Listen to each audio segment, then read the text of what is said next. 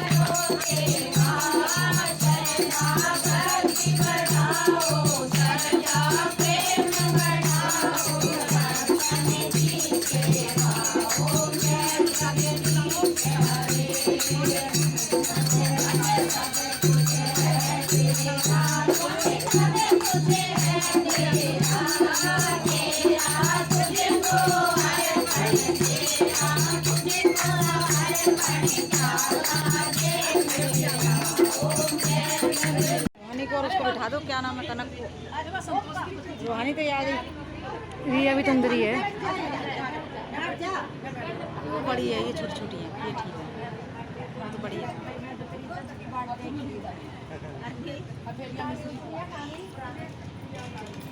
छोटी मोटी भी ठाकुर जी तो कैसे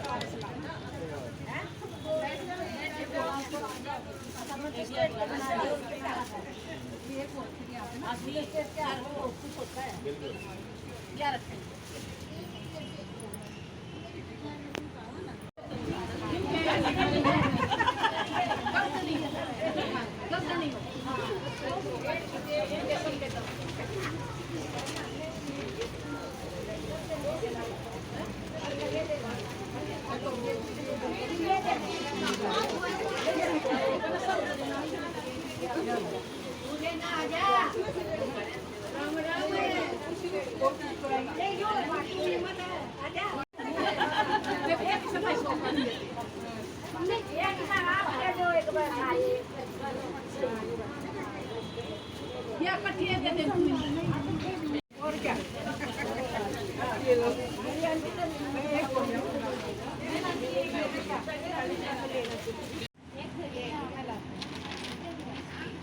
आपने जाओ वहाँ पर अरे प्रसाद ये बिना मत जाना भाई।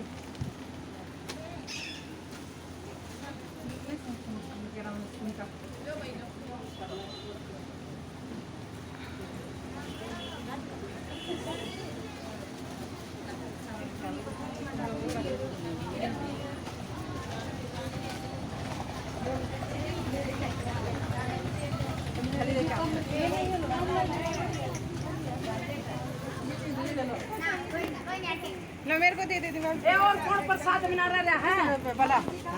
प्रसाद बना और कौन है प्रसाद के बिना? और कौन है प्रसाद के बिना? मरी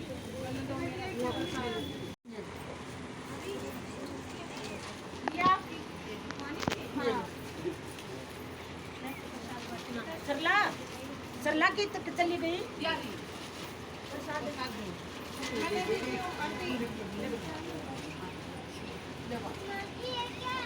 ये क्यों नहीं है प्रसाद का प्रसाद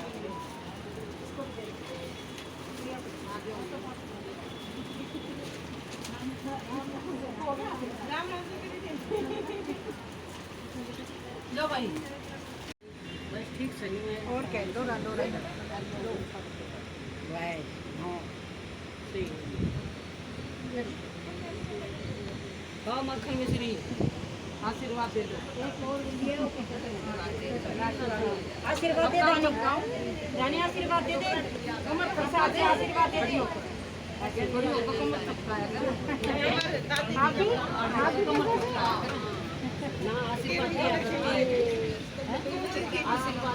तो भगवान के सब के 12 बजे के बाद नाम लिखते भक्तों के, तो तो उसने अर्जुन ने कहा, अर्जुन के ये घमंड तक मेरा मित्र है, मेरा ही नाम लिखेगा और किसी का तो लिखेगा नहीं।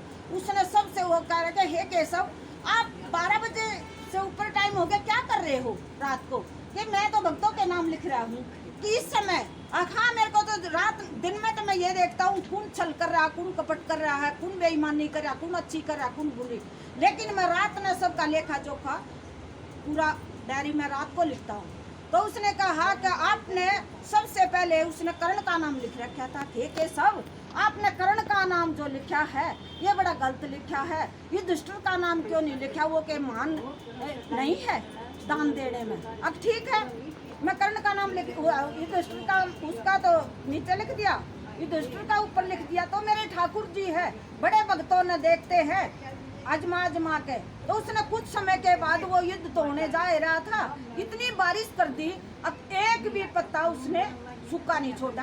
तो फिर क्या कहा कि चलो, जैसे उससे बोले अर्जुन से, अब उसके पास चलेंगे, युधिष्ठिर के पास गए। उन्हें कहा कि हे प्रभु, मेरा बड़ा सौभाग्य है, आज मेरे घर में आप पधारे हो, बताओ किस कारण से आए हो? तो उसने कहा कि मेरे को तो क्या काम है, अब मैं रणभूमि में जा रहा हूँ, यज्ञ और हवन और भगवान का जो कार्य करता है वो ही अमर रखता है। उसने कहा कि ये जो धरती माता है, हम जाने के बाद इस बात से भी मरेंगे, बुरे भी मरेंगे, लेकिन मैं एक बार अपनी माँ का भार उतारना चाहता हूँ, मैंने यज्ञ करना है और भंडारा लगाना है, उसके बाद मैं रणभूमि में जाऊंगा। मेरे ना कौन आवे कौन नहीं आवे यहाँ वापिस से, तो मैं अपनी माँ से माफ़ी मांग के जाऊंगा। माँ, अच्छे भी मरेंगे व बुरे भी मरेंगे, कि मैंने चलो युधिष्ठिर के पास जाना है। तो वो युधिष्ठिर के पास गया, तो भगवान उसने बड़ा आह्वान भगवान का करा, अब बैठो, बताओ आप किस कार्य से आए हो? कि मेरे को कोई कार्य नहीं, मैंने तो हवन करना है और उसमें 1.25 मन चंदन चाहिएगा सूखा।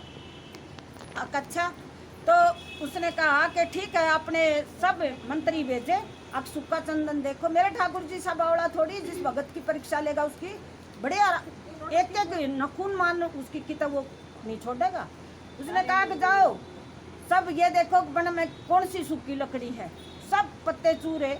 उन्हें कहा कि महाराज, चंदन तक की तभी एक भी लकड़ी सूखी नहीं है। बोला देखो ये तो मैं कार्य ठाकुर जी कर नहीं पाया के सब, और आप बताइए। बोला और मैंने क्या करना है, चलो कर्ण के पास।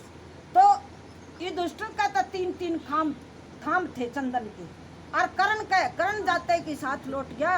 हे प्रभु, इस अभाग्य के द्वार पर आप कैसे आए हो? उसने कहा कि हे कर्ण, मैंने यज्ञ करवाना है, मैंने सूखे चंदन की जरूरत है। तो मैंने चंदन, उसने जाते के साथ ना द्वारपालों से पूछी ना और कुछ कहा। उन्होंने कहा कि सब बन तो आला हो रहा है, लेकिन मेरे घर में जो ये लगे हुए थाम हैं बिल्कुल सामने वाले, ये पाड़ कर और यज्ञ के लिए दे दो। जब कोई अच्छा कार्य करता है तो मेरे प्रभु ऐसे मुख मोड़ लेता है, और जब बुरा कार्य करते हैं, हम बेईमानी करते, कोई और बुरा काम करते, तो प्रभु गौर से देखते, अरे मूर्ख है, तन्ने मेरे पास नहीं आना है, तू बुरा कार्य कर रहा है, तो किस लिए कर रहा है? तो वो जब थाम पाड़ रहा था तो प्रभु ने ऐसे टेढ़ी मुँह कर लिया। उसने थोड़ी देर के बाद कहा कि एक कर्णबली, आपने अपनी महल की शोभा बिगाड़ दी, किस लिए ये महल के ये?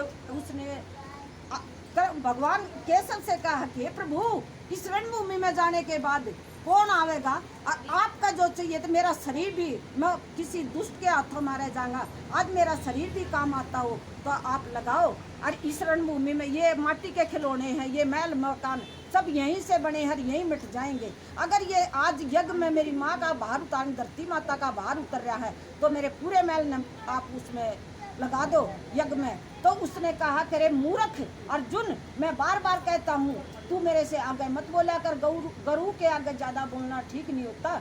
मैंने युधिष्ठिर का नाम इसलिए नहीं लिखा था, उसका तो 3-3 थे, उसका 2 ही लगे हुए थे, उसने अपने 2 के 2। तो सबसे बड़ा कौन होता है? जो दान करने वाला होता है, धर्म को बढ़ाने वाला होता है। हमारी भाभी जी ये जो अनीता है, ये मैंने कर्ण के समान लगा रखी है।